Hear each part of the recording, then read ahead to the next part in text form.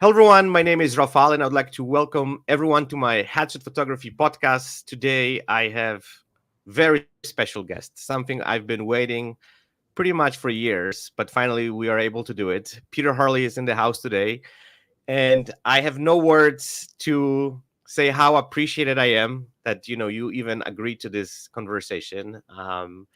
I started my headset photography with you, like most people. So I just want to say, on behalf of myself and probably many other headset photographers, thank you for putting headshots, in completely different level. You created this amazing foundation for headshot photography, and I'm truly appreciated. And thank you for, as I said, agreeing to this interview. I have tons of questions. I know there will be a lot of people watching, so we're going to also at the very end allow them to ask you questions if they have any. And welcome. Thank you. Well, first of all, anything headshot photography, I'm happy to talk. So the minute that you asked me, I was like, yeah. So you could have asked me whenever you wanted. I would have been here. And thank you for that. Yeah. Yeah, I've been hesitating for quite some time because like I know you're busy, you have tons of stuff going on right now. So I'm just like, I'm gonna throw this, message and see how if you even respond to me. But you were so quickly, with the response. So thank you. And yeah, like it's truly amazing that I have you here and then we can talk more about headshots. I think something that came up for me while you were saying that, this is really the most important thing to me, probably. I when it stimulated a story that I'd love to tell and start off with. So for years, I was just had my head down in New York, just trying to make a living as a headshot photographer, and everything, was going great. And I decided I wanted to be well known in the U.S., so I had to open up in L.A. and I opened up in L.A. And it wasn't until a couple of years later that the f-stoppers walked in. My world completely changed. So I'm minding my own business, and I just thought I was trying to do the best work out there. Mm-hmm. And I started teaching, and this guy, Richard Corman, called me out of the blue. And if you don't know who Richard Corman is, he's a portrait photographer. His work's amazing. He shoots a lot of celebrity stuff, but he's very well known. He did a book on Madonna because when Madonna got to New York, he was her first photographer. So he's got all this amazing Madonna stuff. So I have the utmost respect for him. And he calls me out of the blue and he says, you don't know me, but I just had to call you. And I was like, okay. And then he explained, I'm Richard Corman. I shoot, and he told me the Madonna thing. I was like, oh, okay. And he said, when you're coming up the ranks as a photographer, you don't want to call yourself a headshot photographer because it was like a stigma. It wasn't cool. You weren't good enough to be a commercial portrait photographer. So you had to call yourself, if you offer headshots, you have to call yourself a headshot photographer. And I always struggle with this because I was trying to do two sites, a website for headshots and a website for my portraits. And I felt like the commercial agents and stuff, I went through trying to get a commercial agent or going down that path a little bit, and they don't want to see that you're a portrait photographer. And I was like, I know, I always felt that. He said, but guess what? He said, you made headshots cool. Mm-hmm. He said, you were the first one to make headshots cool. And I wanted to call and thank you for that. And ever since that conversation, I've never thought about not calling myself a headshot photographer. So that meant the most to me that somebody like that would say that. So thank you, Richard. I thought everybody should hear that. Headshots are cool. You're a headshot photographer. You're cool. Yeah. And I think, you've changed that because, I 100% agree with you that, back in the days, calling yourself headshot photographer was just kind of like, what? I don't know even I should say that. Portrait photographer, different story. But I think you've changed the entire kind of like feel about headshot photography over the years. Like you create this entire separate genre of photography, which is headshot photography. And people just, right now go with it, run with it. And they just, create this like completely different thing, which is amazing. And that's what I said at the beginning. I'm truly thankful for what you have done and, what kind of foundation you create for headshot photography, because at this point I think the headshot photography is thriving right now, and like it's became this like entire own entity, which is amazing. Yeah, it's been phenomenal. Absolutely. Okay, so let me get into the question. So first of all, what I want to ask you is, like I'm sure most people know your story because like I've watched countless interviews with you. I watch your tutorials, like whatever it's out there. I'm trying to always kind of look at it. But I want to get a little bit to the beginning of your story when it comes to the headshot photography. Like, I know how you got into this, but what kind of kept you to stick to this, headshot photography, and what inspired you that, you just create over the years this entire new thing about headshots? Well, it was Cashola Okay. Supreme. That was it. I was Okay. I was a model actor bartender, dude, and I Mhm. was like stuck in a bar, and I was like, I just want to get out of a bar. So I was like, photographers are cool. So I was Mhm. modeling and I was around photographers, and I just thought they got a pretty good life. I was like, what am I doing in this bar? I don't know photography, but I was like, I was encouraged to pick up a camera. So I was like, all right, I'll pick up a camera. I picked up a camera, and then my friends were models, so I started photographing them. And for two Mhm. years, I was just doing like model testing. I had a friend who was an art buyer at an ad agency give me commercial work. So I started down the commercial path. And then one of the models said to me one day, she's like, I'm acting. I need some headshots. And I was Mhm. like, okay. And she'd like, you'd be really good at them. Will you take them for me? I was like, I'll try. And then I was like, you just got to move closer and look straight in the camera. And I took the picture and I was like, oh, this is hard. I was like, I don't know if I could do this. People get so blank looking when they looked at, like, the Yeah. models would gaze off and look amazing. I mean, if they're modeling in New York and they got an agent, they were good looking. You just had to point the camera at them and press the button. I looked pretty good. So they're like looking around and very, I'd always have people looking in the camera, but it usually be a portrait. So they'd be like, Mhm. fairly far away, or, maybe a half body or three quarters. But when I started doing the headshots, I was like, wow, you got to look in the camera. You can't look vacant. And I was like, that was it. So I just was like, she said, I'm going to get an ad for you and put it in Backstage magazine, because Mhm. you should be advertising for, make an ad and I'll pay to put it in there for you. That's what she said to me. And then she never paid for the ad. And I was like, but that's a good idea. Wait, I should do it. So I put this ad in. I'll never forget. It was $315 a week I had to spend on this ad. And I was like, this is crazy. Cause I wasn't making that. I think I was charging like $150 a session or something like that. And I was like, well, if I get 2 sessions, it's almost paid for. I was like, Mhm. that's pretty good. If I get 3, I'm making money. This is great. I'm going to try it.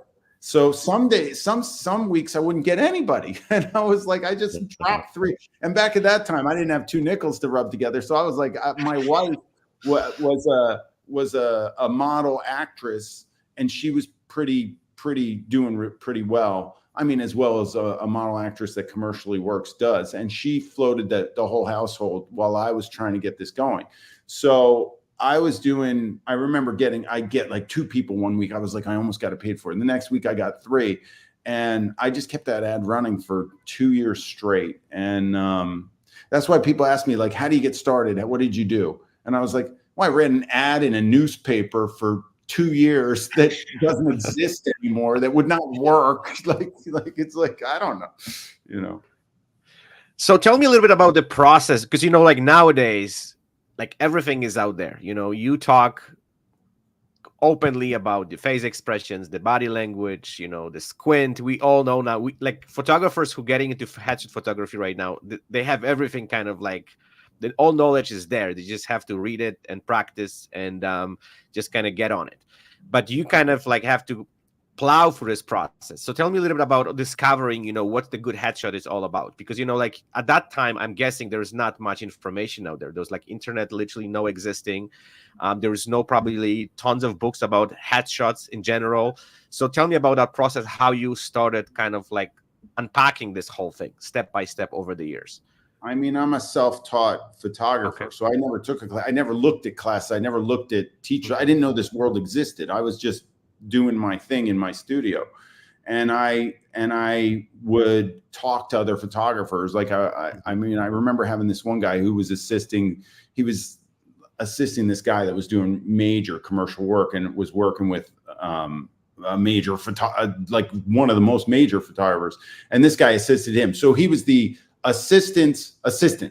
And he came and started assisting me.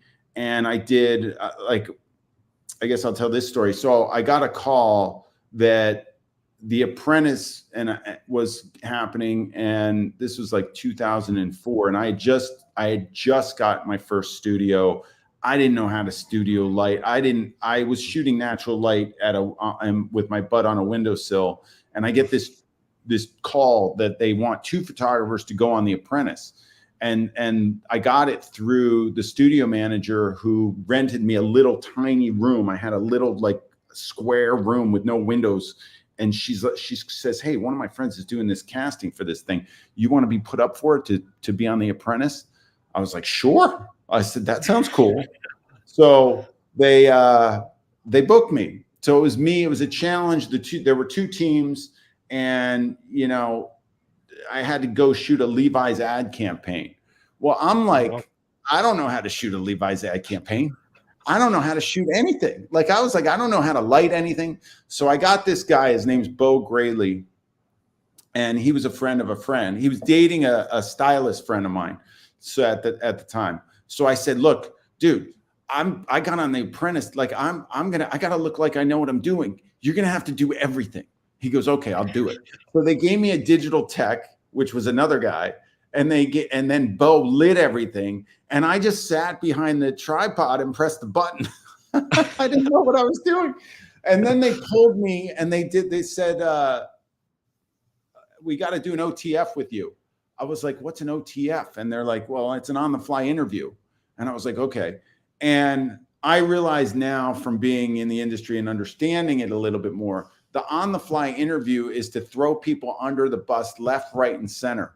And they asked me, well, how did your day go? Did you have any problems with anybody? And I was like, everything was great. I had such a great time. This was awesome. Oh my gosh. Never made the cut on The Apprentice. They wanted to hear that person was a mess. She was such a bitch. I couldn't deal with her or him, or they don't know what they're doing. They were arguing the whole time. It was a disaster area.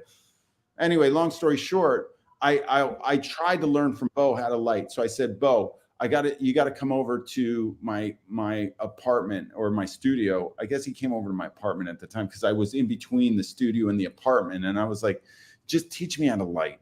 And he's like, okay, I'll come over and I'll give you like 5 go-to moves I do.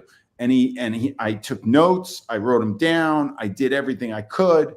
And then I went to the studio and tried them, and nothing worked. I was like, I forgot. I can't.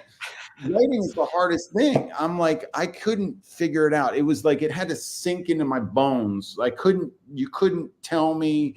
He couldn't teach me. And all he did was a really nice white cyc shoot setup. Like, it's super easy for me to, like, I do it in my sleep now. But that's all he did. So I booked this job in LA for this electric company, and I was too cheap. It was a big job. I should have paid Bo to go with me. I didn't pay Bo, but I had a friend out there who was a photo assistant, but he didn't know how to light either. But I was like, I'm not bringing Bo. I'm going to bring this guy. So I booked this guy, and we go and we do this shoot. And all I had to do was the same lighting, and light a white cyc, and then light the people in front doing a bunch of stuff. And I'm telling you, that was the worst decision. I should have just brought Bo. So anybody out there that's having trouble with their lighting or understanding it or getting to understand light, it's got to seep into your bones. It takes a long time, and it's just, you can't watch a video and you got to like actually perform. And I always say it's a game of schmillimeters. Like, I move my lights, like I move them like you wouldn't even believe the movement I make on my lights that matters to me so much. And it's an evolutionary process. So I'm learning every day. I'm trying to get better every day. I think that's the thing. I get bored easily, and I just, like, it's funny that headshot photography, like, I saw somebody online. I do this workshop called the Headshot Intensive. I just did my last one for the year. I don't have one on the schedule for next year. I don't even know. I think I'm gonna put them on the schedule, but because I love doing them. But this person wrote online, like, what are you going to do for 2 days to learn headshots? I could spend 2 months like working on headshots. Like, I don't know. I just think it's a different breed of animal, a headshot photographer, because we're so close. Every detail matters. It becomes so important. And I don't get bored. And the people who work with me and get coached by me and are part of my crew, they know I'm coming at them with new stuff every week. And they're like, where'd that come from? Like, right now I'm into so much different stuff that I can't even, it spins my head. I don't know how other people get coached by me. Yeah. So my next question is about your style, because you have very distinctive style of headshots. It seems like also like you developed this over the years.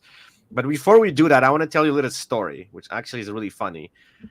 So I watch, your tutorial for f-stoppers. I got so inspired, and I remember, after watching it, I got hired to do like a entire headshot session for a medical clinic.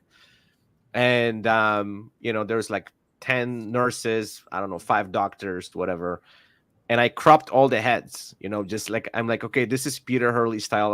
I love it, and I'm gonna do this. And we did all the shoot, and they got back to me like, why did you crop our heads? And I'm just like, well, this is this photographer, and we had to do reshoot the whole thing, right? I'm like, no, I will do it, right? No, it's all good. It was a learning experience. But I just want to bring that story because like people who work with you, they know your style, right? So they know already what they're gonna get at the end of the day. So tell me a little bit more about how you got to this specific style of headshots. It was like, it was kind of like from the beginning, you shot that way, or was kind of like evolving over the years. No, I mean, it's funny with the head cropping because I don't really do it anymore. So I'm trying to unteach people on the cropping. Okay. The reason why I crop like that was because I was shooting actors and I had to get them into an 8x10, and I wanted the 8x10. I wanted them to be in your face on a print on an 8x10. And I shot high back then because I would shoot people on a couch, on a futon, and the light, it would be behind me, the window, and I had to sit on a windowsill. So I couldn't get low because then the light would get top heavy. So their face had to be up because the window was up a little bit. Obviously, you got a little, windows are higher than the floor. You got a little wall there, and you're going to lose light if I'm down in that wall and they're looking down. Then the light gets top heavy. So I had to have the subject. They were kneeling on a couch, and then I was sitting on the windowsill. So they had to be looking up for the shot to look like it was almost straight at them. And since I was higher than them, I could crop into their heads. So it worked. And it made me, like, everybody went nuts for the style, to the point where when I went to LA and I opened up out there, the top printer in LA, we were printing everything. We were like, everything was being printed, and the top printer in LA, he's like, I got to take you to breakfast. You're here. Oh my gosh. And he said, he sat me down and he goes, well, I'm going to help you. I want to print all your stuff. And he was great. I love him. His name's AJ.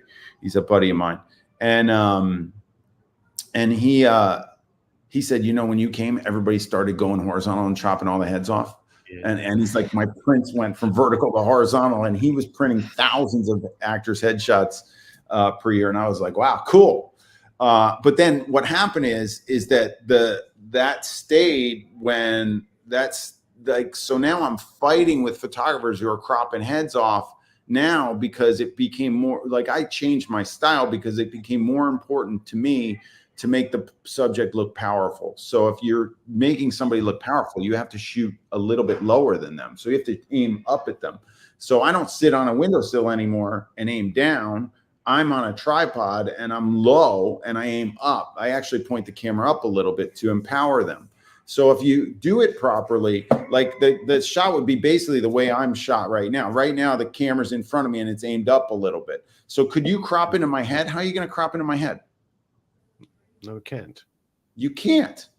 So when people start cropping off styles of hair, do's and stuff, but if I go like this and go like this, all of a sudden you can crop into my head because I just effectively raised the camera. So people think that I crop into heads as my style. I actually crop in camera. Like, I'm a film shooter, so I always cropped in camera. I can't stand these headshot photographers that like shoot half body and then crop to a headshot afterwards. It's just not my thing. It doesn't feel like legitimate to me. Like, oh, geez, you got to be kidding me. I'm a full frame shooter, so I don't even crop my stuff afterwards. And I used to like have all my shots on my website like a little wider than a square. I thought I was getting funny. I was 8x10 always because that's what the actors needed. I actually shoot way more corporate than actors now. Okay. So it doesn't really, I would never shoot the way I used to shoot now. So I take what I shoot now and shoot the actors that way though. So I'm not cropping the heads really. You might see a cropped head a little bit on me, but that's just because I'm so excited that the viewfinder got cropped a little bit. I'm like, if I'm low, if I'm shooting high, I'll smack myself. And if I can crop into their head, that means I shot high. I'm gonna be upset. Like I look at my old work and I cringe. Like I shot celebrities high, and I'm like, damn, I have that shot of them from way back when, but it was shot high, and I shot Chris Matthews and I shot him high. So I was like, I just so pissed that I shot that way back then. Mm-hmm. So all the photographers who catch, I don't know where they latch onto my stuff. And then they think they got to go crop. And then I'm like, yeah, but that was like 2015, 2012, Peter Hurley. Like we're talking, like I change on a monthly basis what I'm doing. So I'm like, and you know, my change compared to what other people see is like imperceivable. Like a huge change for me would be something nobody else would be able to tell, but I freak out. That's just because I'm so into this stuff. So do you still get those like kind of wow moments where you just discover something new in headshot photography, or you kind of feel like you got this, like you know exactly what you're doing, or this is like every photo shoot, every new season or year brings you something new to the table? I mean, come on, there's like the wild cards of the human. So I've been. Malcolm Gladwell said that it takes 10,000 hours to master anything. There's probably a lot of photographers who have shot for 10,000 hours or worked at it for 10,000 hours. I don't know how many thousands of people. I think I'm in the 20 to 30,000 people range, and I haven't mastered headshot photography. So I met him. I was supposed to shoot him. This is an ongoing thing. So I went to this event, and he was speaker on stage, and I was in the green room with him. I was like, hey, I'm set up. I'm going to shoot you, but I don't want to bug you because you're doing your talk. So after your talk, can I photograph you? He goes, yeah, I'll see you after my talk. So he comes off stage, and he's walking by me. I was like, you want to shoot? And he's like, I got to catch a plane. I was like, damn. And then he left. So I forgot about it. But then I'm walking down the streets of Manhattan, and I see him. So I was like, hey, Malcolm, this was like a month later. I was like, Malcolm, I wanted to ask him this question, and he just came out with a new book. So I'm going to check it out. I haven't read it yet. I'm going to put it on my audiobook list. But I want to ask him, look, I'm a bit of a perfectionist. I got an issue with being good at what I do. And I've spent more than 10,000 hours photographing people, and I don't feel like I mastered headshots at all. And Ernest Hemingway has this quote, which is my favorite: we're all apprentices in a craft that we never master. And I feel like that. So, every day somebody new comes in, it's a challenge for me. I love it. I was shooting a Microsoft CEO, one of the companies for Microsoft CEO yesterday.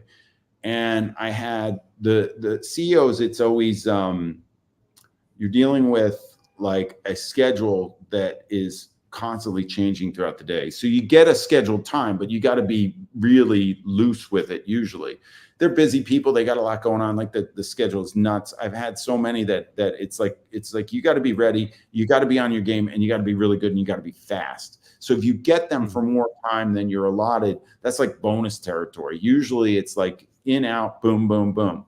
So I got the call. I was doing I had a meeting in my studio, and I got the call and that I need to be there an hour early. They're like, look, he's blah, blah, blah, blah, blah, blah, blah. And we need you here now.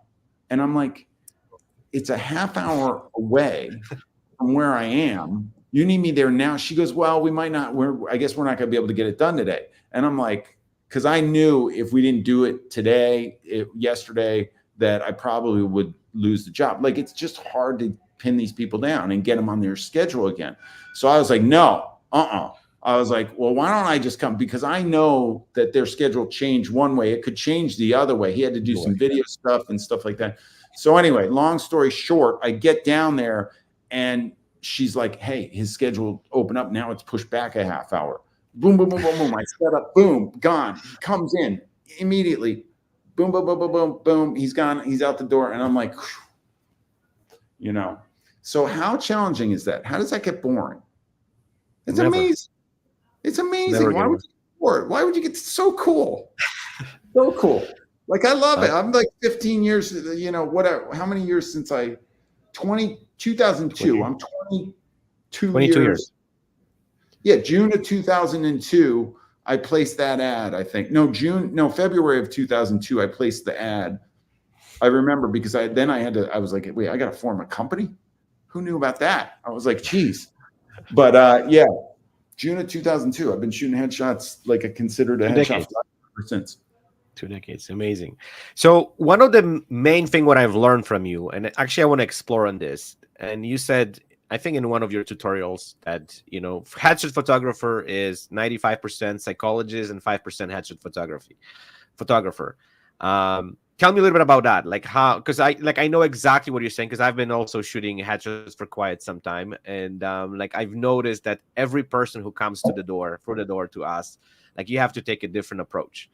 So tell me a little bit about discovering that whole, 95% psychologist thing. How you come to the conclusion that, like you have to just connect with these people somehow, like you have to find this bond, and you have to find this like common language to just even work with them.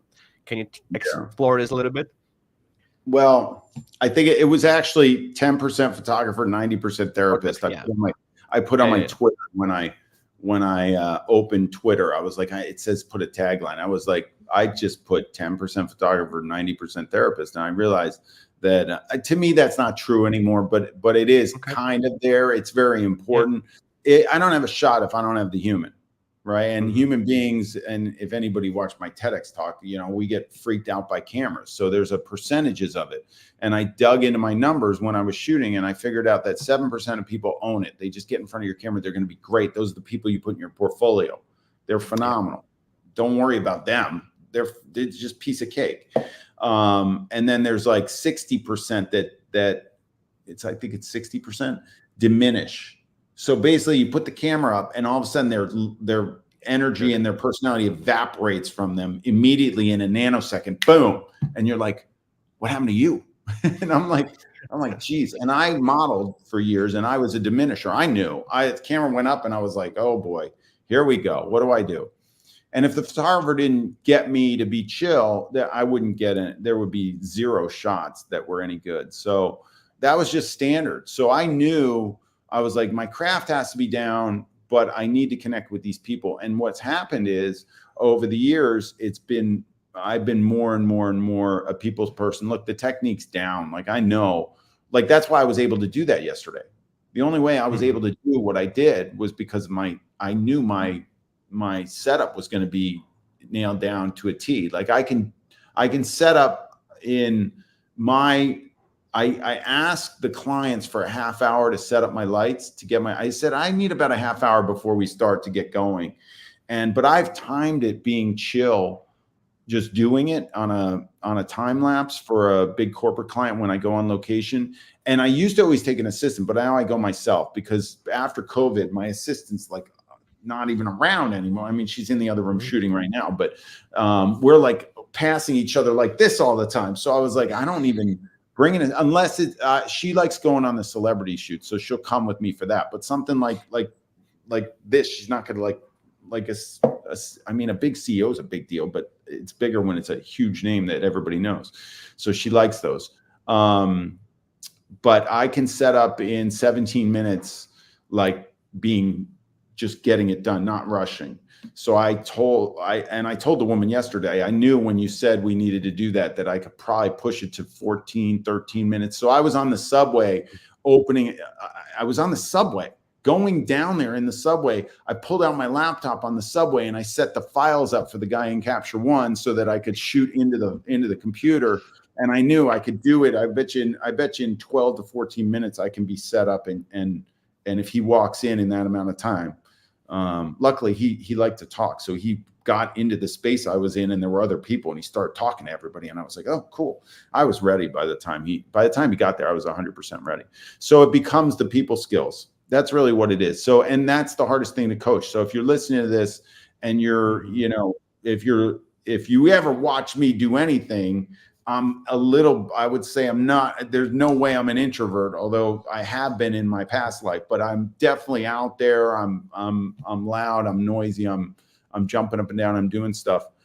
If that's not your personality at all, it doesn't matter. It matters how you're going to connect with the other human. Every human to human contact has the ability to connect in their own way. So you guys give off energy like anybody else, and that person gives off energy. You just have to figure out how to mesh your personality with them so that they actually listen to you as an expert. So that's more important than anything for me. And that's the wild card that's so great. It's the best thing. I used to like do consultations with people and be like, I got to sit them down. I got to get them in the studio, or I got to get them on the phone, or I got to talk to them. I got to make sure they're cool when they come in here. And that worked. They got comfortable with me. That was fine. But it was an extra, at least half hour of my time. And if it was an actor, it was longer because they won't leave. And then you're like, I'm like, I had to make up stuff just to be like, I got to go. I got to get I got to make a call or something. This was, but now I'm like, I don't want to see that person. I don't want to know anything. I want to walk in because it's more challenging. I'm like, if I can get them from the get-go, it's more fun for me. And I think that when you have that skill set, you're flying by the seat of your pants. And that's when the new stuff pops in. Oh, I can do this now. I can do that now. You're not rigid.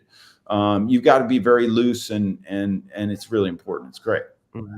So tell me what it's like, based on your expertise, because, I 100% agree with you that, like your personality, plays huge role in, connecting with people and, kind of getting them more comfortable.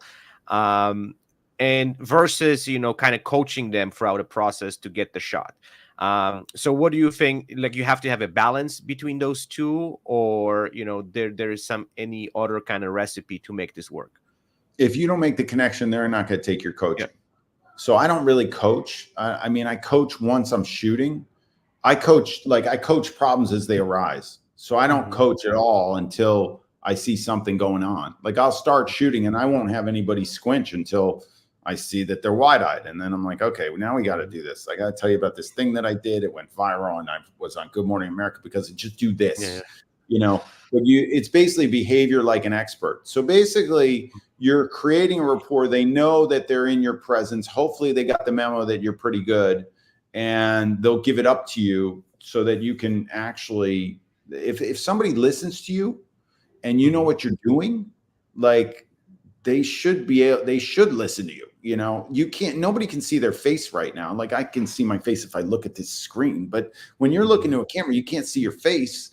And the number one thing that I've learned in the 24 years I've been shooting is that the brain will try to tell the face what it looks like, but it doesn't know. So the person is saying, you're trying to make them squinch or get their jawline out, and the person's going, this is weird. This can't be right. This is wrong. Why are you doing? And their brain talking to them is going, that's wrong. Don't listen to that guy. Guy's nuts. You're going to look like a raisin or something. Like, this is ridiculous. And I'm saying, if you don't feel weird, you're not doing it right. Like if it doesn't feel foreign to you, it is wrong. Like you are doing what I consider NEFA face, non-existent facial activity. So it's blank. Non-existent facial activity is like the worst. That's what all the headshots in New York were like when I started. All of them, in the ads, everything. People would light somebody well and the actor would look completely blank. Marcy Phillips was the casting director at ABC, and she called me one time and she goes, you don't know who I am. I was like, I know who you are. She goes, well, I wanted to call to thank you. I'm like, why? She goes, you make people look like they've made it already. They look like celebrities already in their headshots. I'm like, whoa, these people look like they have their acts together. You did it. She sent me everybody. I was like, it was like once she started with me, it was over. It was just unbelievable. And that changed the industry. And then once the people saw what I was doing, the ones that were smart knew it wasn't the white background and the lighting. Like they would copy my white background and the lighting, but Marcy would call me. She goes, everybody's copying now, but they can't get the expression. I know when it's a Hurley. I was like, when it's a Hurley? She's like, I can tell a mile away. I'm like, because of the vibe from the human. And I'm like, that's it. That's so that's always been it for me. So I've changed style and played with stuff and done everything. But my goal has always been to get the person to give a look. And the other thing is taste. Like I will always, like the actors will never pick a shot that goes far enough for me. Like I want to go as far with expression as possible that would still be considered cool. And the actors will be safe and they'll pick a nice, pretty shot of them. And so I would never pick the shot for my portfolio that the actor would pick, ever. I don't think it ever happened. Like, it barely ever happened. It happens now because I coach them I used to just shoot a whole session and then just give them a proofing gallery and they would just pick themselves. And there's, you know, I did shoot 200, 100, whatever, how many shots are in there. And they never picked the one that I would pick. And now I coach them through the session and I sell my images at the end. So they're always picking the ones that I'm like, come on, that's the thing. And if they don't pick it, I keep it. And then I give it to them later, potentially, because it's going on my website with that expression. And that's my thing. So there's a weight to being in front of my camera. And for me to send the message from my cerebral cortex down my spine, into my shoulder, down through my elbow, through my wrist, into my index finger, to tell my index finger to narrow the distance between itself and the floor is a big deal for me. So if somebody's in front of my camera and I do this, like, that's a huge deal. And I own that image, and that image is not going anywhere without my approval. It's going to the trash, or it's going there.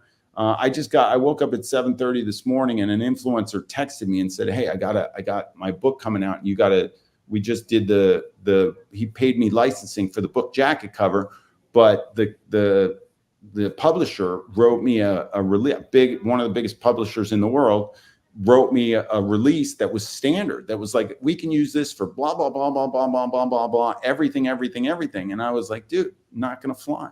We got to do first edition. We got to do royalty. Like, you can't just float this thing all over the world in all different languages. You can't put it in the book jacket and on the cover and stuff. He paid me a licensing fee for the jacket. So it said the cover and the thing beyond all this other stuff. So I'm going back and forth. I don't want the influencer to be annoyed with me with my, getting the licensing right.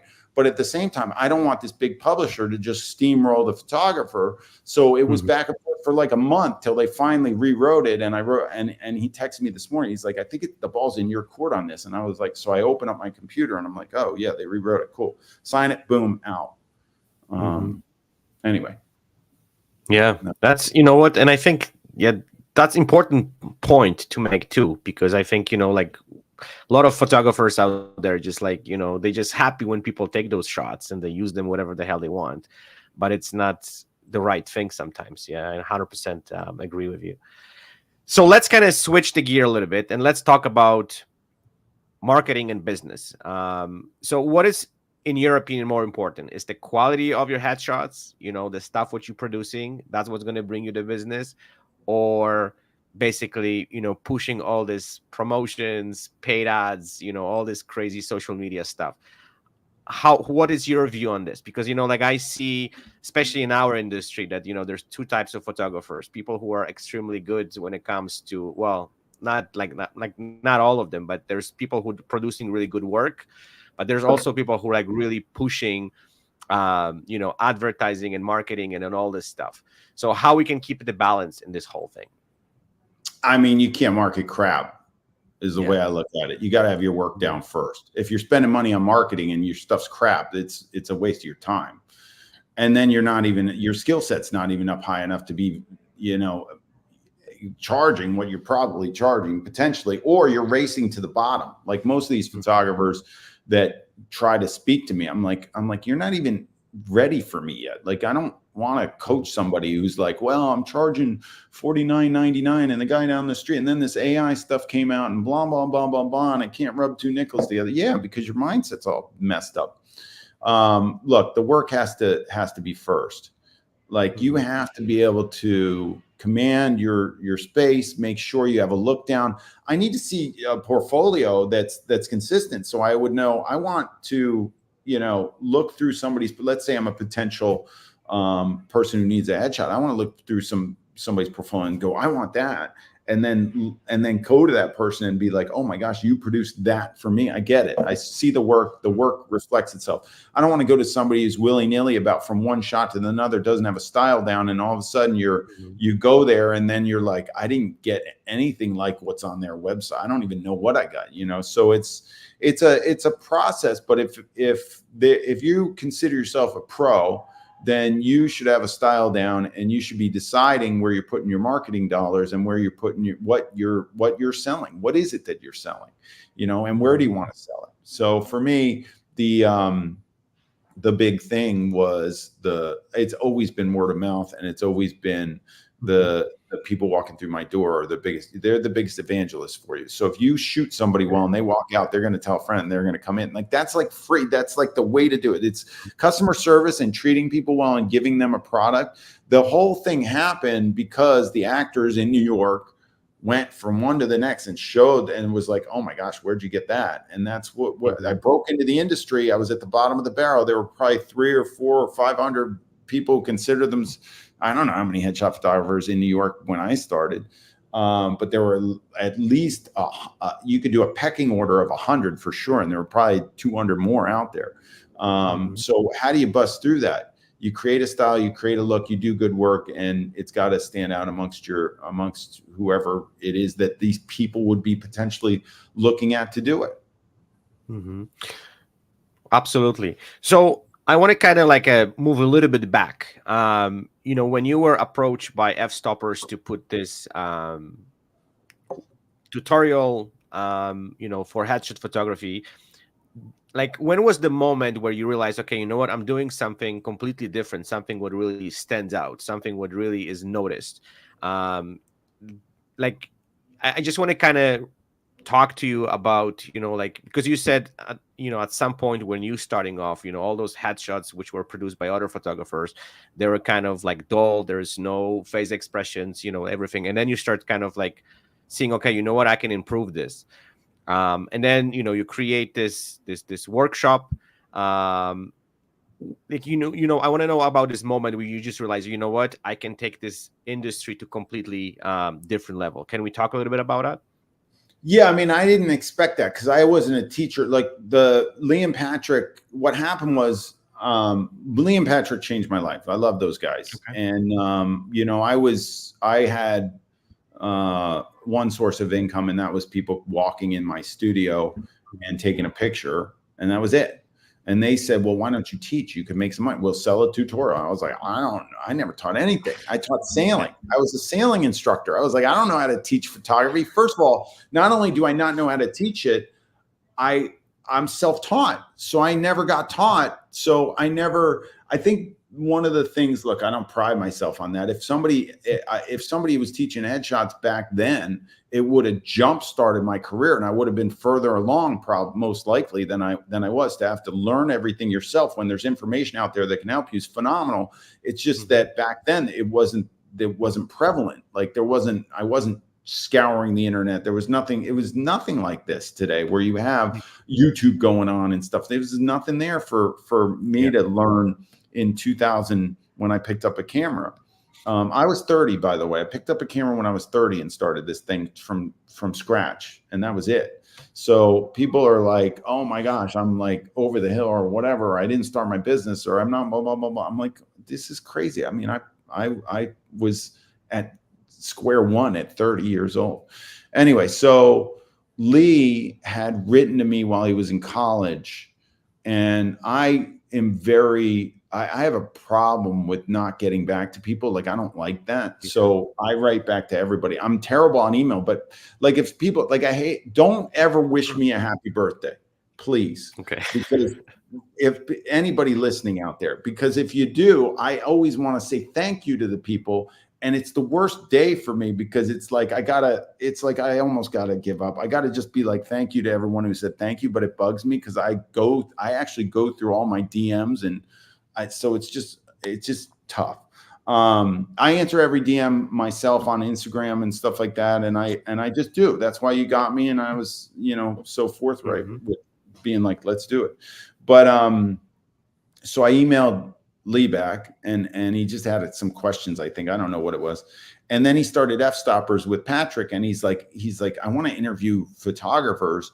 And Patrick's like, well, do you know any? He goes, yeah, this one guy emailed me back when I was in college. So, and I think Lee has found the email. I don't know. I might have it somewhere. I don't know. We dig through our emails, but he emailed me again, and he said, would you let us come interview you? And I was like, yeah, I'll let you come interview me. But I'm so like particular about my sessions. Like I don't want anybody in my sessions ever. And then when they came in, I had a paid session. I asked the person, like, do you mind if they film a little bit while I'm photographing you? And I think they said no. I think they thought it was fine. But I was like, I kicked them out. I was like, all right, that's enough. Just get out of here and come back when I'm done. And they came back, and then we finished the interview. And I've done that a lot. Like I kick out parents when I'm shooting kids. I kick out spouses, girlfriends, boyfriend, anybody who comes in with somebody else that's just dead weight there, I kick them out. I don't want them anywhere near. There's a dynamic between you and that subject, and I don't want that influenced by anybody else in the room unless it needs to be. So I'm trying to corral my relationship with that person just to be with me. And it's very difficult when you're dealing with other personalities to have to, skirt around them to get your job done. So I kicked them out. Anyway, they came back. We did it. We did the interview. They were really nice guys. I thought they were cool. They posted on F-Stoppers. I started to get more emails from photographers than I did my clients. I was like, what is going on here? People started asking me all sorts of stuff. So then Lee was like, that was crazy. They were like, we got to do something. They'd never done a tutorial before, but they're like, you should teach headshots. And I was like, I don't know what to do. I never did it. Anyway, we came out with that, and it's the most successful tutorial. It was the most successful photography tutorial ever in its day. And then it's gone on to be something that I keep trying to fix. So we went and we changed it to perfecting the headshot. We did the next one, and then I wrote my book at the same time. So I wrote the book on headshots, and then that was in 2015, which is now I could rewrite another book, which I just it was the hardest thing I did. So it's like I don't want to do that again. I don't know. But Scott Kelby helped me do that, which was huge. He made me an author, and he's another person that affected my career. I would say between Scott and F-Stoppers, I was very fortunate. And those two, I love Lee and Patrick, and I love Scott. And I don't think without help from other human beings in this lifetime, we get very far. I think you need to look back at your life and see who the people are that you came across that like got you to do something that you did. Lee and Patrick got me to do something I never expected I'd do. I never expected to call myself an author, and Scott went out of his way to help me become an author. And that to me, and then he put me on stage. I'd never spoken before. I got asked to speak at the B&H event space, and I went there and I spoke, and it was like a room full of like, I don't know, 50 people or something. It was fun. I was like, this is kind of cool, but I never spoke about anything. And then he was doing a Google Plus conference, and he put me on this huge stage, and he's like, you'll be fine, just go. And then he was doing the keynote. I was supposed to go at 3:30 in the afternoon, and the guy who was doing my presentation, I didn't know how to make a presentation. I had this guy in New York making the presentation, and he had given me a rendition of it, but he was like finalizing it. And he was going to send it to me the morning of my talk. And I was like, well, good. Send it to me in the morning. I've got till 3:30 in the afternoon. I'll work on it. I'm pretty versed in it. I pretty much got it, but I need to get the final version. And then Scott's people say, Scott did the keynote. And then and after him, Sergey and Larry were supposed to go on stage. And then they needed a live spot, like a Google Live feed or something. And it was during my time. So they call me and they say, hey, you have to go on at 10 a.m. And I was like, I just got the presentation and I've never spoken before. So they threw me out on stage. I was like, all right, here we go. So Scott did the keynote, and he's in the Yerba Buena Center, and it's packed. There's at least 500 people in the room, probably more. I have a picture of it. It's like I have a panorama of it. And I'm like this big on stage with all these people. And he says, hey, there's this great guy coming up. You got to stay in your seats. And everybody did. I was like, no. And I go to press play on the keynote. My energy materialize, like the way my energy comes out of my body is like through my hands. So I shake like crazy. I've always shaken. My dad shakes like crazy. He's got the worst handwriting. I shake like crazy. My assistant's always like, you're shaking. I was like, I know, I'm shaking. I'm like, whenever my adrenaline on big shoots and stuff, I'm just like this, right? So I couldn't. play on the, I'm working on it, but it's still there, but I have some techniques to work on it now. But I go to press play on the keynote and I couldn't get the cursor over the play button to hit press. Wow. That's how freaked out I was. Anyway, you can watch that online. It's a Google Plus with me. You can see me looking nervous. I think I watched that one. Yeah. But that was all Scott. So that, that was because of Scott. So Scott got me speaking. Scott got me to be an author. And then, and working with Kelby One and everything's been an honor. And Scott helped me get sponsored by Canon as well. So Scott was a huge, and Patrick. So yes, huge guys for me in my life. Absolutely. So tell me how the teaching, because, you like since this tutorial, came out, like you push really into teaching and helping other photographers to get better at their craft, their business. Like I've been hearing constantly only positive things, how much and how tremendously you help thousands of photographers out there, including myself. But tell me, like, how this teaching changed you as a photographer? Did it change your style? Did it change approach to headshot to photography? How that kind of like influence your life and in your profession? That's a great question. It's so funny because I shoot to figure out what the newest thing is I can teach. So like yesterday, I have stories that I'm going to talk about in the crew. I have to go on a crew cast today. Actually, we do Zooms all week long with the headshot crew. So I'm always coming up with a new thing when I'm shooting. And I pride myself on being a teacher that does the craft. I'm constantly trying to shoot. Like if I'm not shooting, I get rusty after like a week or two. Like I race sailboats. I go all over the world racing sailboats and I'll try to put a workshop wherever I'm sailing. I just went to Portugal and did the European Championship. And then I did a portrait pop-up in Portugal, which was awesome. So we had a great time. I'm going to do that next year. I got to go back there because it was so good.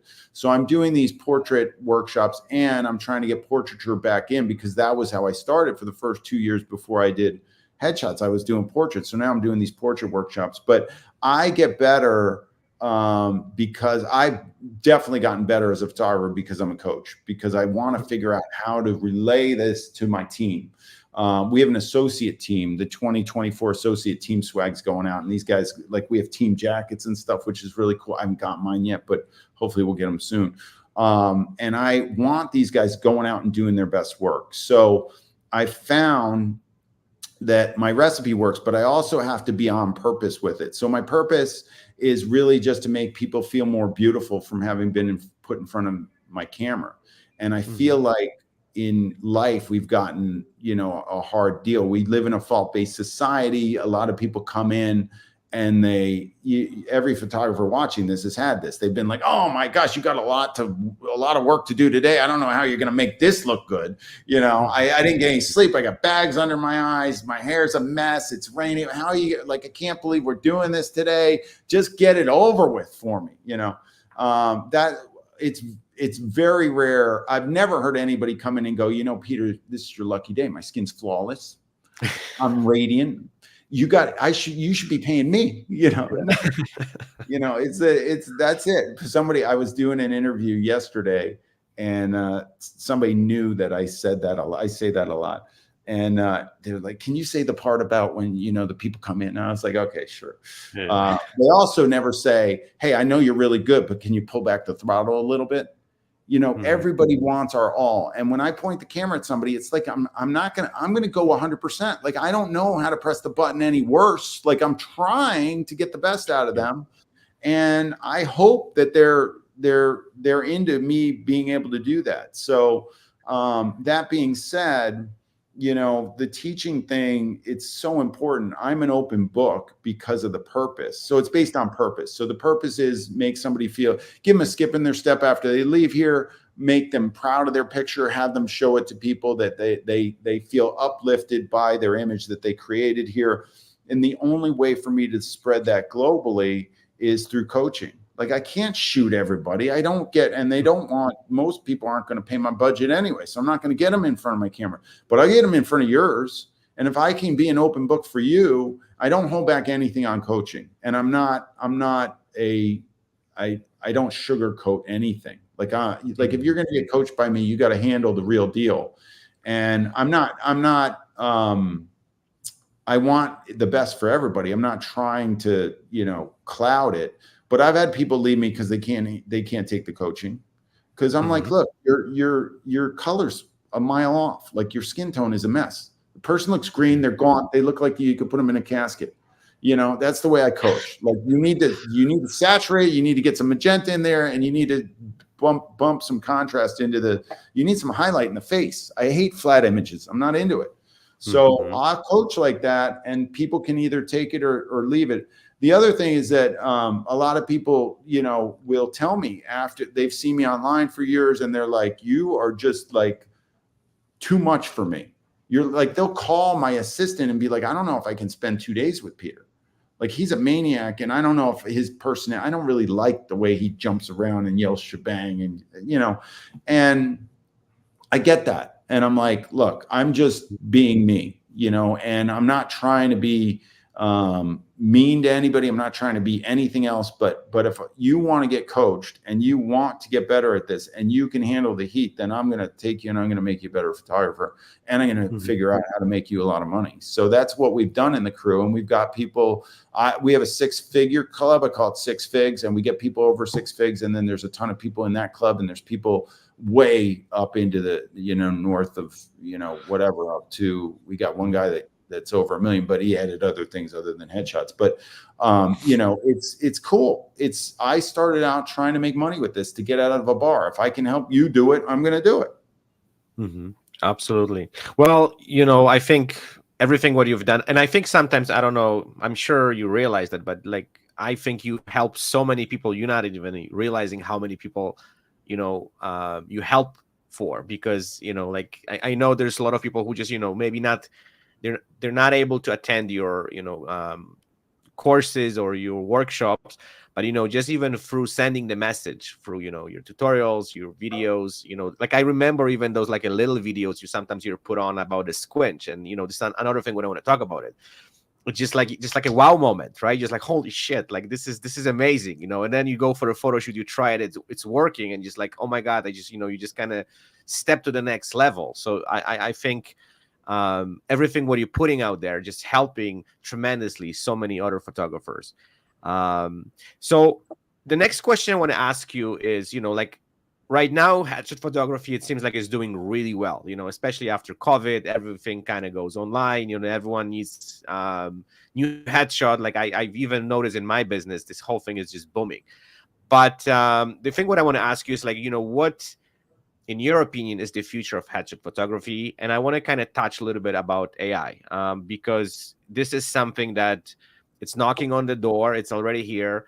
There's heated debate over this. There's two opposite sides. There's some people who are very optimistic, and there's some people who just completely hate this whole thing. And I want to talk a little bit about, like, what's your opinion and what it's your kind of prediction, which direction this whole thing is going. Well, it feels like we've already been through the wave. So the wave came, every headshot photographer freaked out. Everybody went on to Midjourney and started fiddling with headshots and tried to make them look cool. And now you notice, if you go through your feed on Instagram and or TikTok or whatever, you see like the AI generated stuff, and people get mad. Like they're mad. Yeah. They're like, stop sending me this to make me think that the whale almost killed this guy, or the giraffe is stuck on a side of a cliff and a crane had to get it, or whatever. It's like stupid stuff like that. It's the same with headshots. It's like, stop. Like why? Whose wool are you trying to pull over the eyes? And is the person that's doing that, who's the type of person that would want to do that anyway? So they're not being real or true to themselves, and they're not putting themselves out there as a real human, which is scary, which is not, I think there's going to be a pushback on it. I think it will be out there, and I think people will do it, but that's bottom feeder stuff. Like if you're going to spend $49.99 on AI headshots, you're not going to come to me anyway. So what do I need to worry about? I don't want that person. So the photographers that worry about AI taking any of their business are not playing the game I'm playing anyway. So let them worry, and they'll lose their jobs, and they'll have to go do something else, but they're not good enough anyway to play in this realm anyway. So it wouldn't matter. So anybody voicing their opinions about that either isn't willing to pivot, isn't willing to change, or isn't willing to up their game or their pricing to be in the realm where somebody like that wouldn't even come to them. Mm-hmm. So I have a couple more questions because we like getting closer to an hour. So what, in your opinion, you wish people would understand more about headshots? I wish they would understand more that I'll tell this story. So when I was modeling, I had long hair when I started, and Bruce Weber shot me for polo with long hair. So I had a bunch of these pictures where my hair was like to here that were, it had gone global, and the pictures went all over the world. And I walked into this modeling agency with all these pictures, and the woman, the booker, looked at me and was like, I don't think you can do print modeling. And I was like, but I'm in magazines globally for polo, and I got all these pictures. What do you mean you don't think I can do it? And I was like, I walked out of that agency with my tail between my legs, and then I'll never model again. And then I called Bruce. Bruce Weber is my mentor, and he's just changed. He's another one of those people that in your life, you get to them and your whole life changes. So he basically encouraged me to pick up a camera, and he's been, I love the guy, and his work was something that he's my favorite portrait photographer that ever existed. And his work was something else. So I listened to him, and I picked up a camera, and I did, I started shooting, and one thing led to another, and here I am. But I called him, and I was like, look, this agency didn't said I couldn't do anything. He goes, all right, don't worry about that. I'm going to send you somewhere else. So I go over this other guy, and he goes, oh, you got a good look. He goes, let's send you over to Spain. So he sends me to Barcelona, and he's like, but I think you got to cut your hair. And I was like, really? I was like, but if I cut my hair, I won't have any pictures. I just had all these pictures done. He's like, well, we'll figure out to get you pictures, and maybe you go over to Spain and you get some pictures. So I remember it was the summer, and they were sending me to Spain in like September. And I was like so excited. I didn't know any photographers really, because I hadn't started modeling. I didn't know anybody, but they get my hair cut. And now I have no pictures. So I think he was going to send me to test photography, but he's like, let's just send you to Spain, and they'll do the test photography for your portfolio over there. I was like, all right. So I go home, and I'm from the Jersey Shore, and I go on the beach, and I'm walking down the beach, and there's a photographer there, and the guy's like, hey, can I take your picture? I'm a photographer. And I was like, sure, take my picture. I was like, yeah, I need pictures. Oh my gosh. I didn't know the guy. I was like, take my picture. And he takes my picture, and I'm like, oh, this is great. I got pictures now. So I go, and he gives me a shot, and I go into this agent. I walk in there, and I say, look, I was walking down the beach, and this photographer said he could take my picture. And he goes, unless Richard Avedon happened to be strolling down your beach, the chances of you using any of those pictures is like slim to none. And I was like, I didn't understand that there was a difference between photographers. I don't think the world understands that there's a difference between photographers, because I certainly didn't. I didn't know that this guy had whatever. I remember the picture distinctly. It was not that good. It was fine. It was all right. But I was like, this is not something that's out there. Like, people don't think, oh, one photographer's better than the other. I guess once you start to look at photography and get it, yeah, you'll notice the differences between a crap picture and a good picture. Yeah. But I think that we have to educate people on the fact that we're doing a high level work here, and it's valuable. The value that people place on your images is so huge. What is it going to do for them? What doors is it going to open? How is it going to improve their lives? What is it going to do? And are you capable? And what's it worth to you? Like, it's important when somebody gets in front of my camera, and they're paying me a pretty penny, so I have to deliver.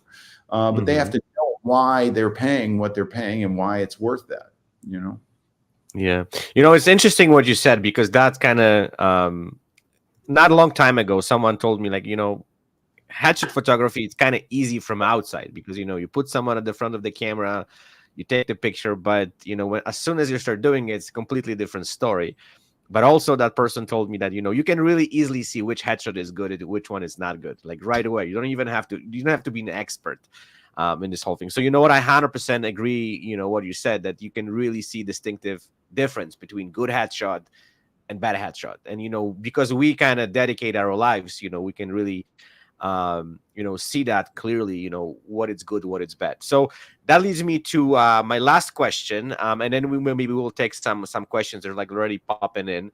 But tell me, what kind of advice you would give to someone who, what, I really love headshots, I really love photography, I would like to get into this industry. What would be your advice? I know one of them would be taking your courses, which we're going to talk about it in a second. Course. I have a free course. If they go to my Instagram, in my link in my bio, there's a free course. Just go do the free course. Go check it out. That'll get them started. But the thing is, I mean, if I didn't have a free course and I didn't have that to say, I would immediately say, get a person in front of your camera every day, a different person, like really figure out and research headshot photography to see what style you like. Like, look, my style, I'm not stuck to it. Like, I love it, but I haven't figured out how to do it better. So do I think there's anything better out there? No. Have I discovered anything better? No. Will I discover anything better? Yes. Like, I'm still on the journey. Like, I want to learn today. I need to learn something about headshot photography today. I have to do it. Like, I'm just so nuts.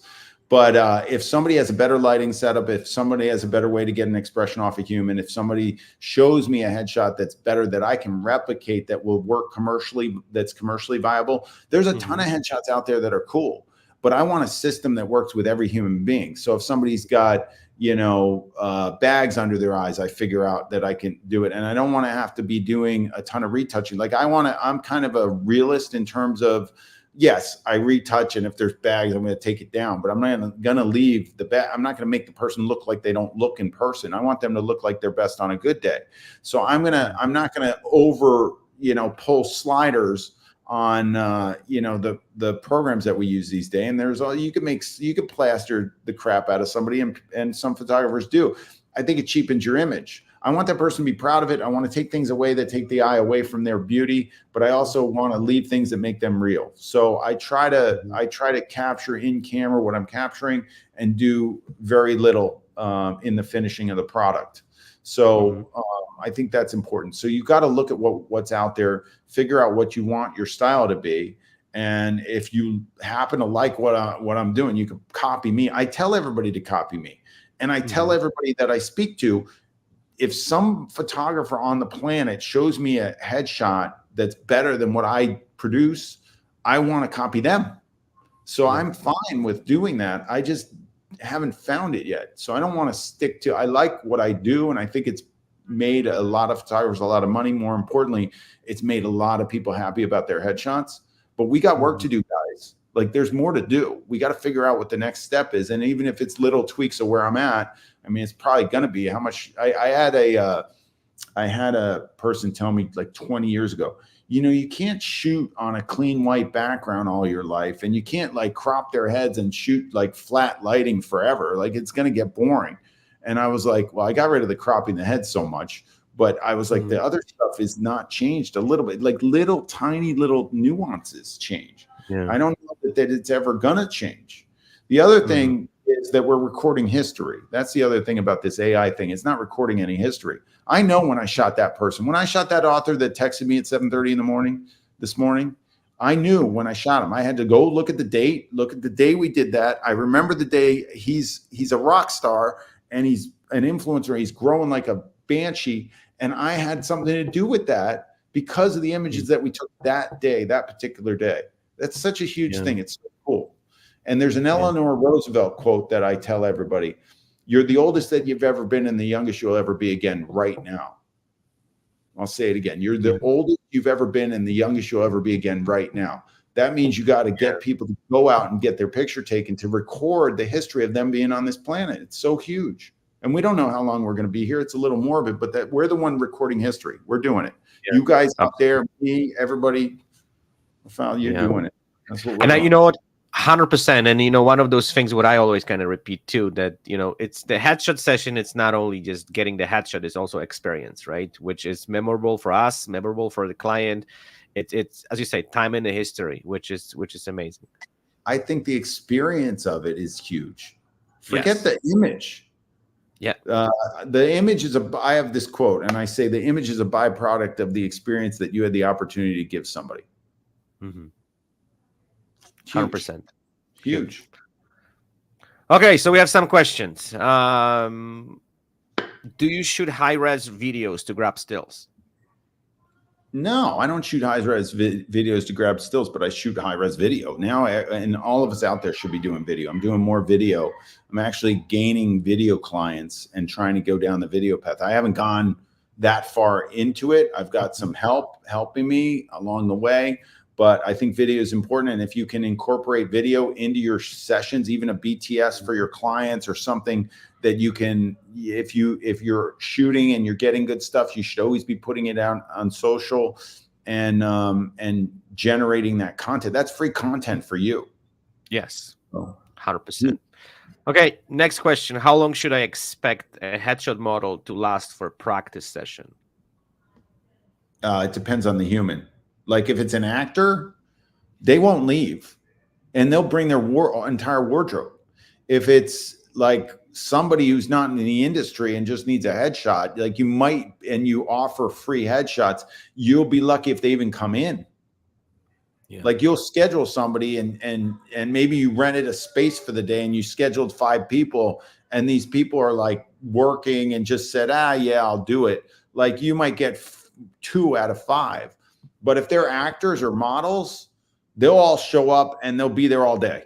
So it's totally dependent upon the person. And there's like a following question. How long should a typical headshot session last?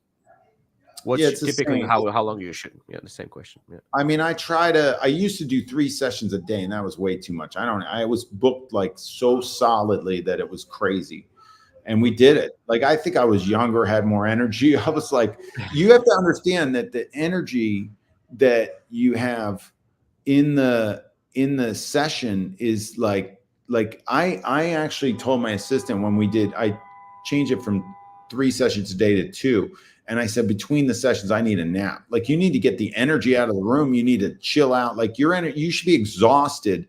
The cognitive load on a headshot photographer is so huge. Think about the decision-making process, plus the amount you have to fill the room with directions. So you have to, if you don't talk to the person in front of you and you just don't fill the air with communication, there's no energy coming back at the camera. So you're working for however long it is. So typical CEO, I ask for 20 minutes because I know if I can get 20 minutes out of them, I can get a good shot. And normally people don't balk at 20 minutes. If you say a half hour, they'll be like, I'll try to squeeze in a half hour. But if you say 20 minutes, if I'm doing portraits with a CEO, I'll ask for an hour. I had this one CEO, I asked for an hour. And then of course the meetings change. And the next thing I know, I'm supposed to shoot him at noon and it's now 12:15 and he's got another meeting at 1 and I've got to do portraits and headshots. And my goal with everybody is always, look, get it done as quickly as possible because I'm good. But get the CEO to like make the call and say, I want to stay with Peter. And of course it got to like 12:45 and we were getting through it. And he turned to his assistant and, hey, can you move that one back? And I was like, yes. So it's pretty cool. It depends on the human. Again, models and actors, I have to kick them out of the studio sometimes. I have to be like, are you going to buy any if we shoot that? I mean, we've been shooting for 2 hours. Like, do we need to shoot more? And then corporate people will get told by their company, you need to go get a headshot from this person. We're talking like 5 minutes. They're like, I got to get out of here, like in and out in 5 minutes usually. But if you can do 20-minute sessions and you're good, you're fine. I mean, some headshot photographers do high volume and they have to get a good shot in a minute, 1 minute in and out. And I hate that because I shot 413 people or something one day, and that was crazy. But I did a 50-person job myself in a day. I'm not the guy for that because I'll be like, a lot of headshot photographers will let people go before they get the shot, and I won't. So my time with people is not set in stone. It varies. So some people I can get it in a minute, and some people it's like I need 10 minutes. When they were supposed to take 1. So I got to make up for 9 minutes with the people that are faster. And that's just the way. And I just tell the client, I'm like, I'm not your guy. You don't want me. Like I'm not, and plus it's expensive. So I don't know why they would want me anyway, but I'll do a C-suite and it's fine because I'll have the day to shoot, 8 people or something. Then it's fine. Yeah. Those are great. Those are great. Do you see sometimes throughout the sessions that, like the clients are getting warmed up, then you're getting the good stuff, and then it's like climb down with the, kind of energy and stuff? How that usually works with your, because I know actors and all this, like, people who like really want headshots, they can push it for hours. I 100% agree with this. But do you notice like, the kind of like flow of energy throughout a session? Well, yeah, for sure. And there's a rhythm. And there's a point where they're just like they're not behaving. I can see you guys can feel energy and you'll feel, oh, this person wants to go. Like they're not taking my direction. They're not really moving the way they were before. They're not really excited anymore. They're thinking about lunch or the text they got, or they just want to get out of there. And I always say the same thing to those people. Like if I got to, I usually don't get to that point anymore unless I'm really trying to pull some extra expressions that I need. But when I do know that's happening, if the energy's gone, I'll just say to the person, hey, you did great. We're done. I think we got it covered left, right, center, and backwards. It's amazing. Do me a favor and stand in there for 5 more shots. All of a sudden, they're like, they need to know when the end is. Once they know that it's ending, all of a sudden the energy goes back up immediately. And like 35 shots later, I pull them out. I had one guy say, okay, but only 5. And I was like, you know me too well, because I shot him a second time. He goes, yeah, you can get 5, but only 5. I was like, okay. And I did the 5, and I was like, I listen. Hey.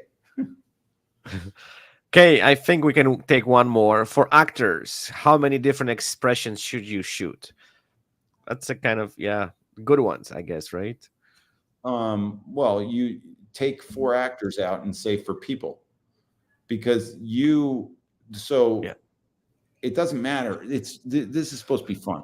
It doesn't matter what the person does for a living. Run the range of expression, run a gamut of what the human's capable of. For actors, you're going to use the stretch in the expression. They can actually use looking like a complete prick. Most CEOs don't want to look like a complete prick, but an actor does, right? An actor needs to look like I have actresses come in here or whatever, and they want to look like the 30-something mom with the bright colored shirt on and the big smile. And then the next look, they want to look like a crack addict whore. And I got to do both. I had a woman that was like, I need to look homeless. I was like, okay, let's do it. She's like on crack. I was like, and I did it. It's on and I think I put it on I might have taken it off, but I put it on my website. And it was great. She looked like a homeless person. It was amazing. So the range of expression usable is big for actors because they can use it. The range of expression for corporate and people that are using it for their personal brand is smaller. But if you can get them to do the outside the box stuff, what does it do? It creates laughter. Like they'll laugh. If they look like a complete, I'll be like, look at you. You look like a complete. They're going to crack up, and I'm going to shoot that too. And then I'm going to get that, and I'm going to get the rant. And then all of a sudden, the session becomes more fun.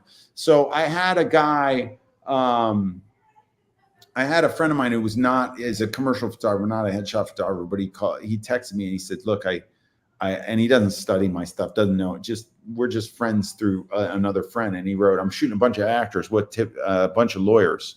What tip do you have in terms of directing them? And I was like, are they human?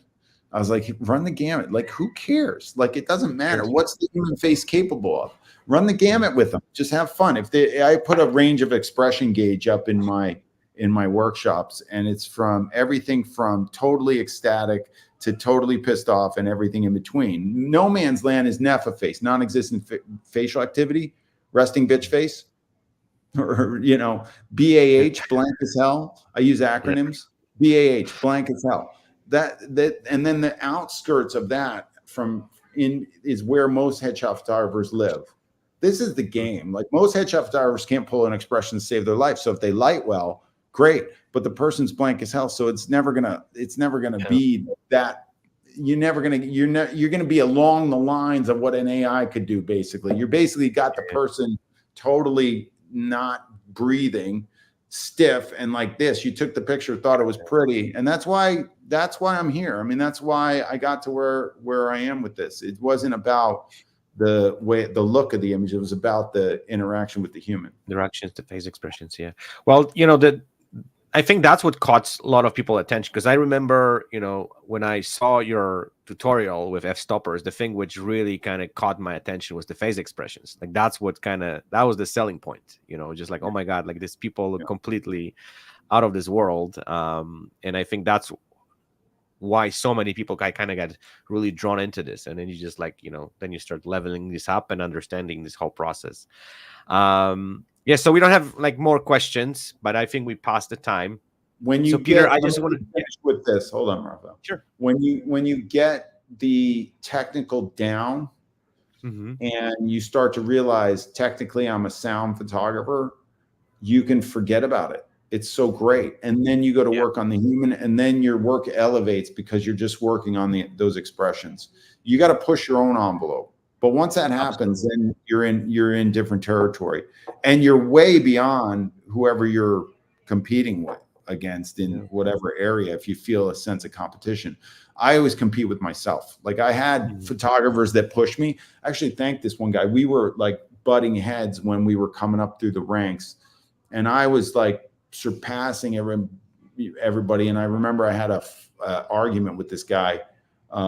Because he shot outside, I shot inside, and two actors came down from Boston, and he couldn't shoot the one because it was raining, and I was shooting the other one, and the other one came to the shoot, and I was like, I'll shoot you, and I was like, but you should probably ask. I mean, I feel bad you came all the way down here, and this person's not going to shoot you.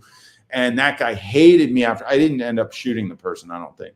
I don't remember, but he hated me, and I felt this like competition, and I ran into him on the street a couple years ago. This was like, in 2005, 6, 7, 4, 5, 6, 7. I ran into him like maybe 2 years ago or something, and I was like, dude, thank you so much. Like our rivalry, like got us where we are, and he's a huge success and a huge photographer now, and our little butting of heads was amazing, and it was so cool that we did that, and we had this nice little. I mean, we were hugging each other in the street. It was so awesome, and we hated each other. It was so cool.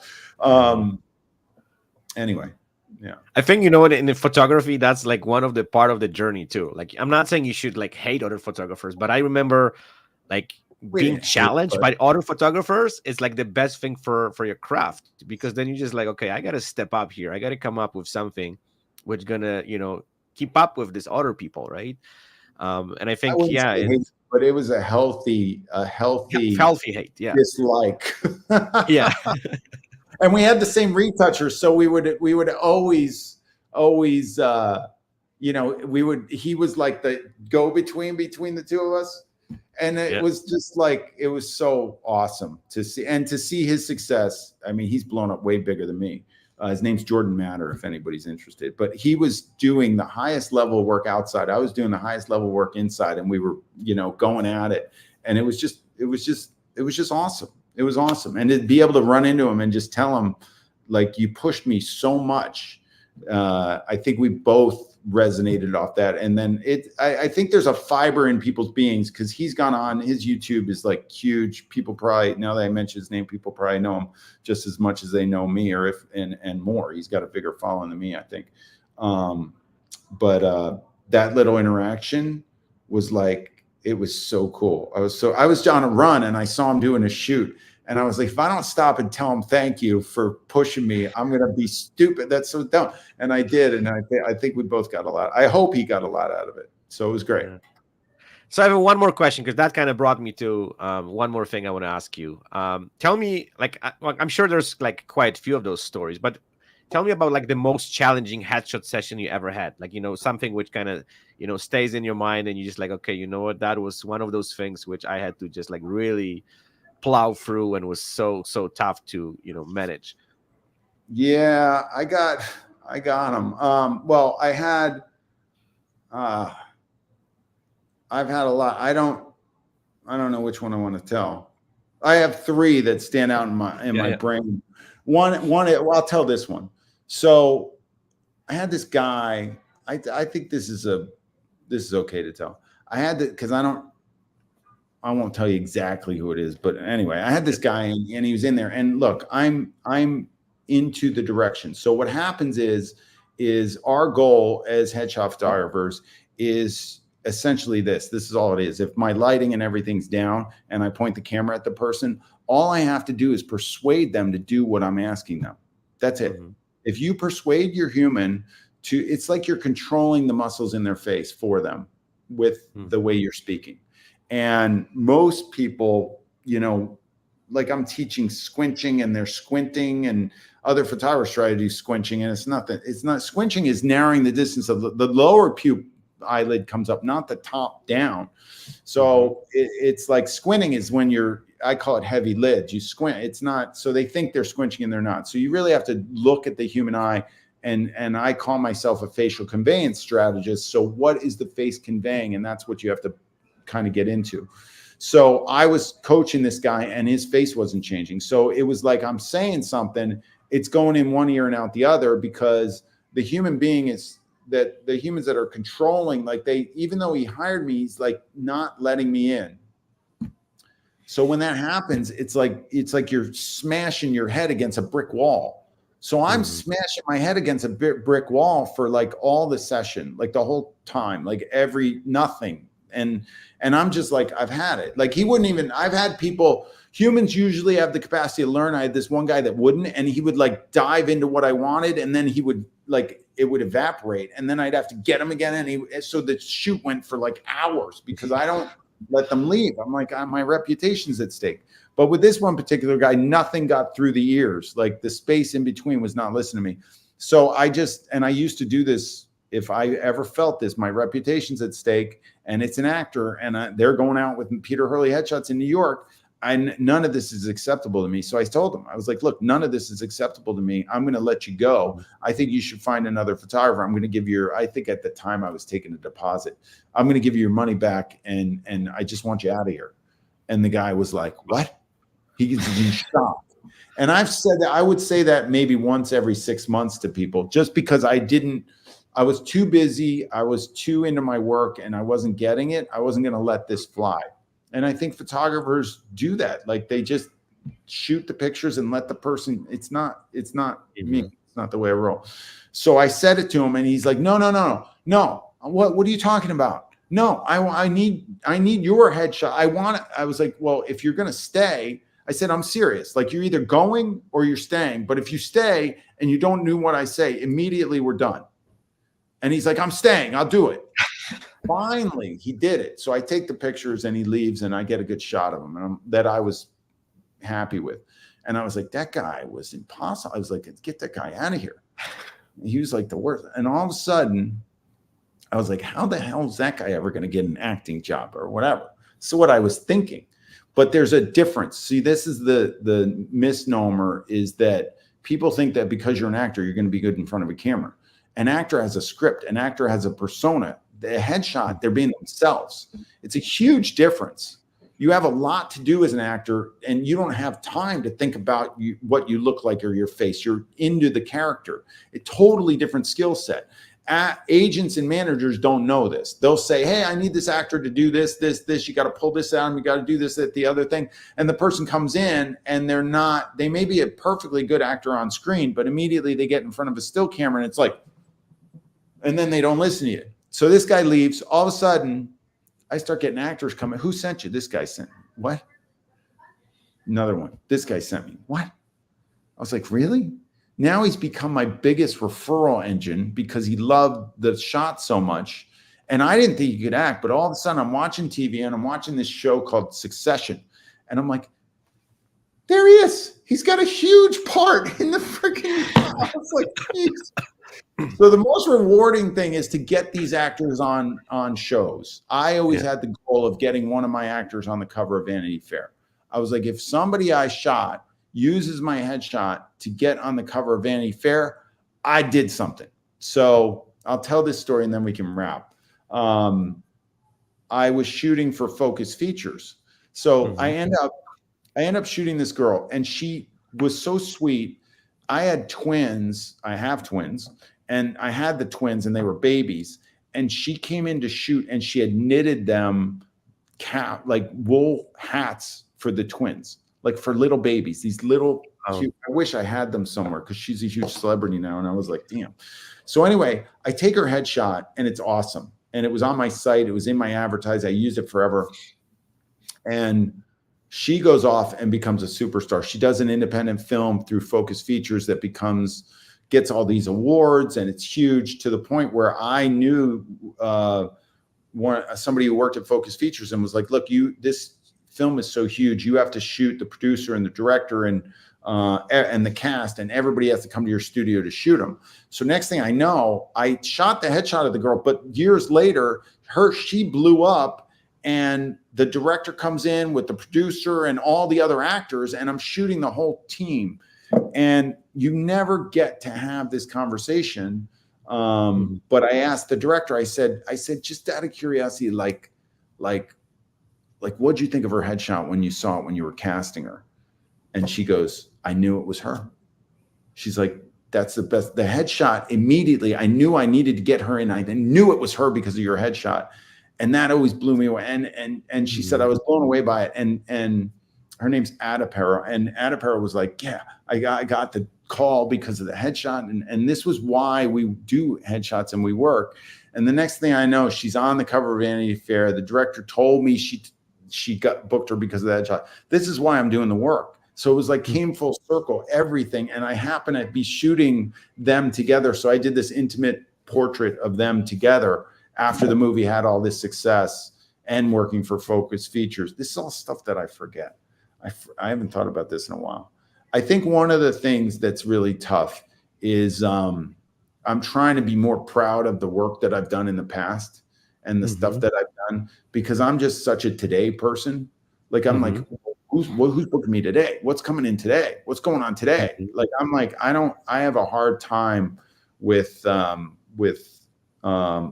looking at my past and what I've done. So we're talking about it now, and it kind of brings it full circle. I just went to this. I spoke at this event, and this guy speaking after me.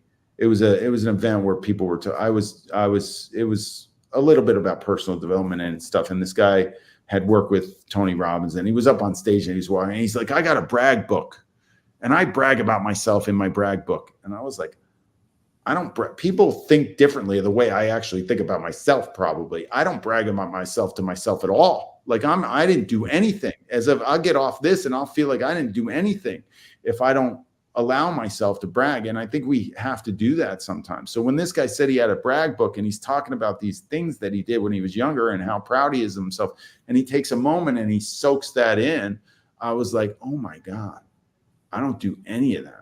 Like, I'm off to what's happening now. Like, what am I going to do next? Like, why do I have to be better today than I was yesterday?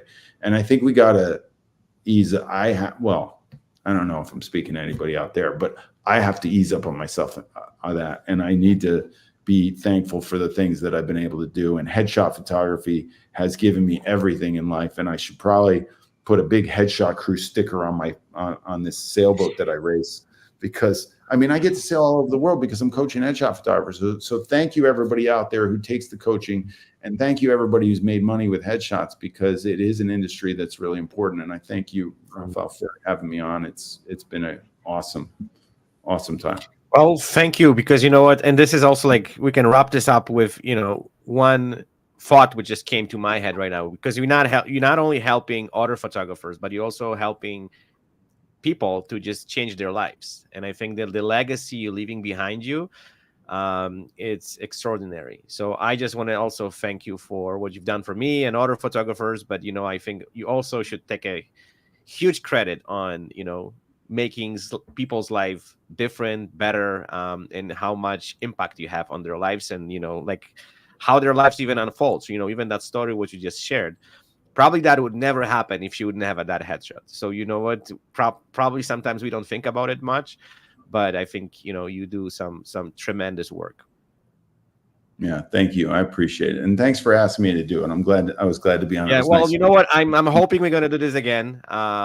This was the first time, but it seems like we just scratched the surface. I think there's so much more to talk about it. Yeah, we will definitely. I'll knock on your door in a while, and we will jump on this podcast again. Sounds good. Hopefully I have some new stuff that I can brag about. Oh, I'm sure. I'm sure you. I'm sure you will. There's no doubt about it. I am 100% Uh, positive. I'm going to Okay, keep Peter, working. thank you so much. And yeah, thank you for this interview, for your time. And yeah, we will link all this stuff, everything what you do to this podcast so people can jump Yeah, on if people your go to free workshops, paid headshot.com. ones, whatever. Yeah, there's tons Yeah, of if they stuff on want there. to find me, I mean, Instagram, Peter_Hurley, Yes. Headshot, Yeah. Headshot Crew as well. And headshotcrew.com is my coaching site. If anybody wants to try it, you can do headshotcrew.com/offer, and they get in on the coaching for a discount to try it out for a year. So I'd love to see anybody who's interested. Thanks for having me. Absolutely. Thank you.